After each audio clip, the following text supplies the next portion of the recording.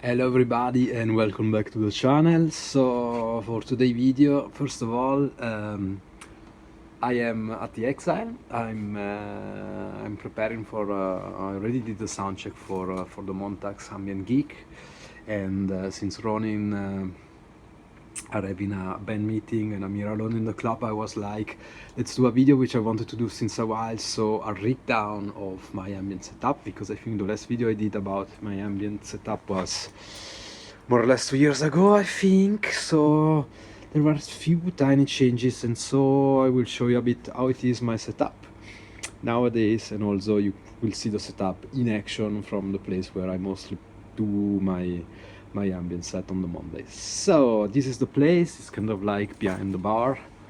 So here you have the bar, and here it's my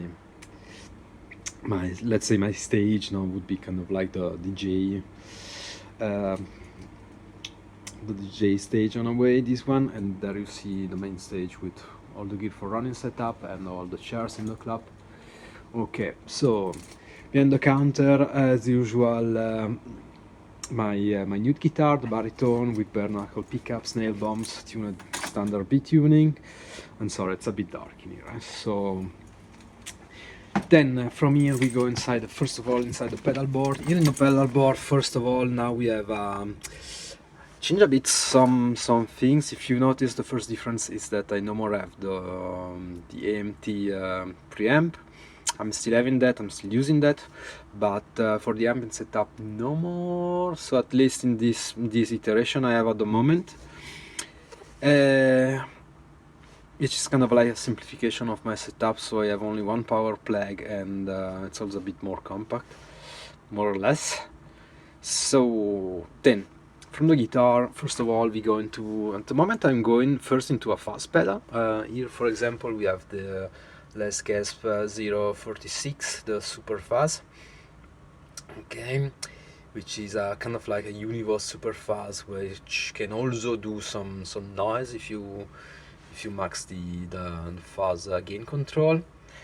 Okay, then from there we go outside. Now we have this Whammy 5. This is the Black Toman limited edition for the 70 years. So nothing special. I mean, I'm mostly using the harmony setup on the octave down and up, so I kind of like can like this fake the drop or go an octave up. And then also I replaced the pot with a bigger one, so that with this one I can also, with the foot, I can switch the presets. Okay, then we go back on the board, and first we have the Superego by Electroharmonics. After that we go into the Raptio.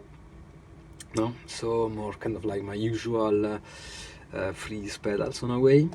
Okay, after that one we go into the Magawa by BSRI. So it's a red, very cool take on a red. It's not, I must admit, red was not my piece of cake for a long time, but with this one I really like the control array, and really excels in medium overdrive sounds. Okay, then after that I go into the Kaede by Altero. So wonderful low gain overdrive.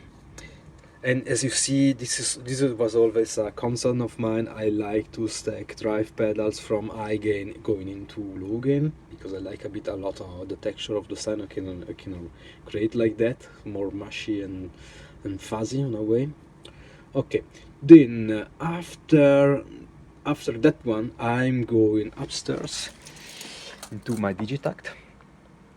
As usual, here I have, for example, this is a bank where I have my beats. By then of course I can switch the pattern and go more into my drone synthesizer stuff, so, and sample whatever. Okay, then from that I go back down to the pedal board, and now we go inside the Onward by Bliss Audio, so that this way I can also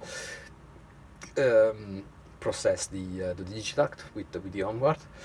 And then as usual, of course, the HX Stomp by Line6, and then stereo out to the Looperlative LP2 with combined, as usual, the Morningstar MC6 MIDI controller. And then from that point on I go out stereo and into the die boxes, and then from the true output of the die box I go into my Zoom and the recorder, where I have also the headphones for my monitoring, so that I can listen to what I'm playing during the set, yeah, and then out to the stage.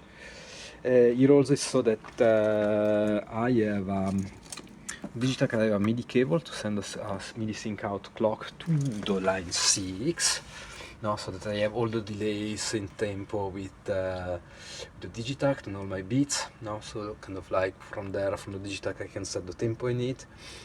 And also I have on the side, okay, everything is black, it's very dark, so on the side I also have a MIDI out which is going to the Onward, so that I can synchronize the glitch side of the Onward to my BPM.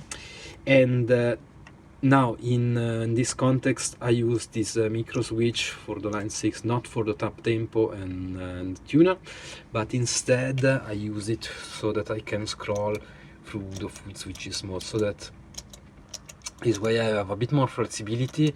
I can still scroll through all my presets, but I can also go inside the preset and the snapshot and then control separate effects, especially for this one, which is, this one which is my main clean, let's say clean sound with